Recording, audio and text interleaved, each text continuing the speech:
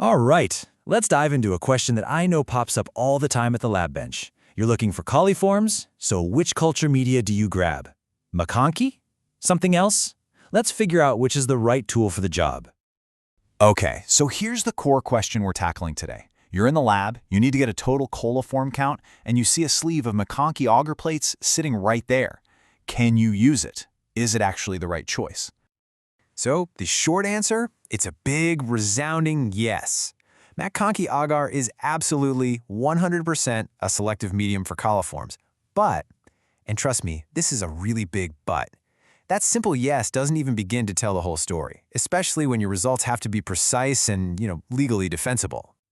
To really understand that but, we first have to appreciate what makes MacConkey agar such a classic, brilliant tool in the first place. So let's break down how this medium actually works its magic. You see, MacConkey is what we call both a selective and a differential media. This is a super important concept. Selective means it's got ingredients that stop certain bacteria from growing. It's like a bouncer at a club, only letting certain guests in.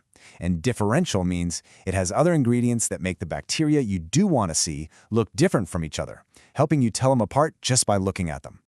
Its power really comes from two key sets of ingredients. First, you've got the selective agents, biosalts and crystal violet. They work as a team to shut down the growth of most gram-positive bacteria. Then the differential agents get to work. There's lactose, which is a sugar that coliforms love to eat, and neutral red, which is a pH indicator just waiting to change color if any acid is produced.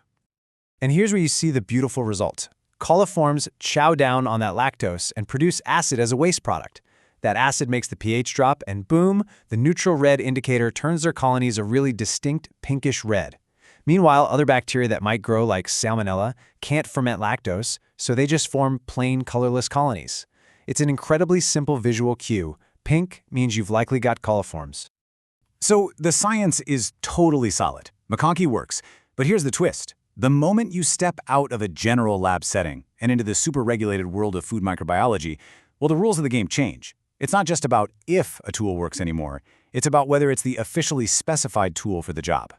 And that brings us to the main event, the showdown between MacConkey agar and its very close cousin, violet red bile agar, or VRBA for short. Now, the question isn't which one is better in general. It's about which one is the right champion for a very specific task, counting coliforms in food. Let's put these two head-to-head. Right away, look at the primary use. VRBA is the gold standard for enumerating, that's the fancy word for counting, coliforms in food samples. MacConkey, on the other hand, is the star player for isolating and differentiating them, which is why it's a huge deal in clinical labs.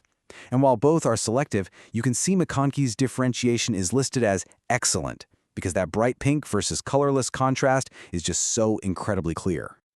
Here's the absolute bottom line for anyone working in food safety. Official methods, like the ones from the FDA, specifically call for VRBA. Its recipe and the pour plate method you have to use with it are designed to get the most accurate count possible from really complex samples like food. If you use something else, your results might not be compliant. It's that simple. But let's flip the script. What if your goal isn't just to count, but to figure out what you're looking at?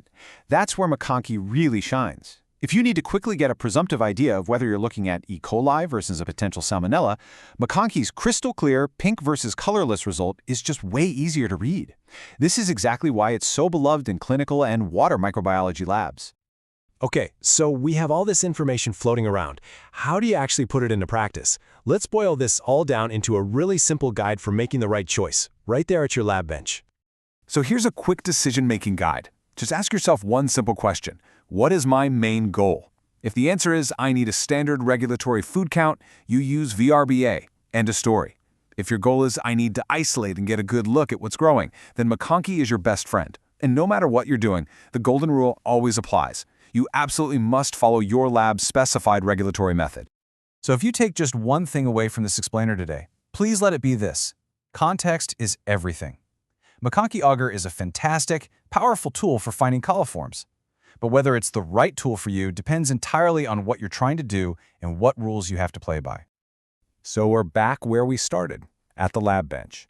You've got two powerful agars, but they're built for very different jobs. One is a master of the official count. The other is a master of identification. So the question isn't really, can I use MacConkey agar, The real question is, what do I need to accomplish today? And now, you know exactly how to answer that. Thanks for watching.